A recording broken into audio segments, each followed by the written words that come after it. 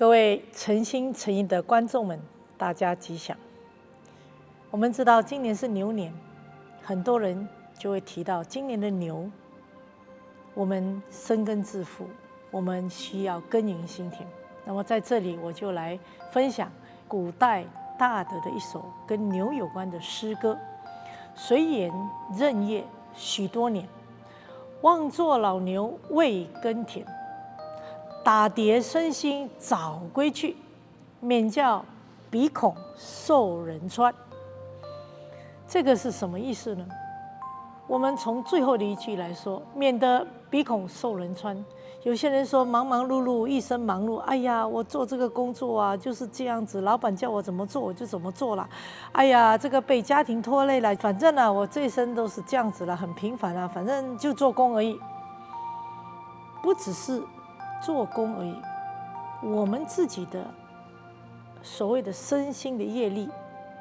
有没有都是在所谓的迷迷茫茫，只有每天做工吃饭睡觉，做工吃饭睡觉，而没有一点生命的一个反思，或者针对我这个生命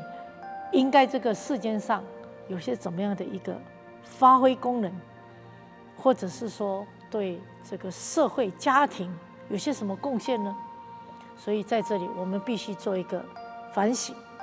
大家不要只有忙忙碌碌、庸庸俗俗。哎呀，我就这样子就好了，我这一生就是这样子了，我什么都不要想了，我就这样过平凡的日子。当然每天都是平凡的日子，但是平凡当中不要做一些不如法的事情，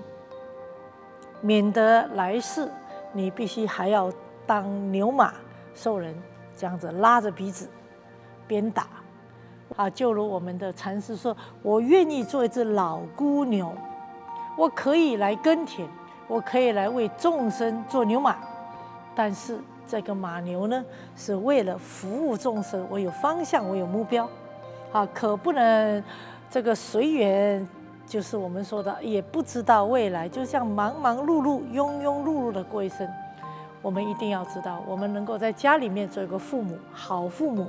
是我们孩子们的榜样。做我们的孩子们呢，也要做一个好儿女，好好的努力向上，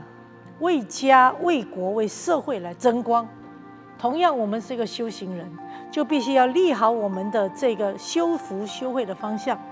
在道业上用功，在学业上用功，在事业上用功，才不会所谓的都忙忙碌碌，不知道自己在做些什么。所以各位，修持修行是要自己经过一番深思，自己往哪一方面去，这个社会、这个国家、这个佛教哪一个地方需要我们，我们就要努力的来前进，来思考，来努力，来帮忙。比如说最近我都一直很期望到印度去，到印尼去。我知道印尼佛教呢，8世纪到12世纪是相当的蓬勃发展，而今有一群的佛教徒是在摩罗布杜，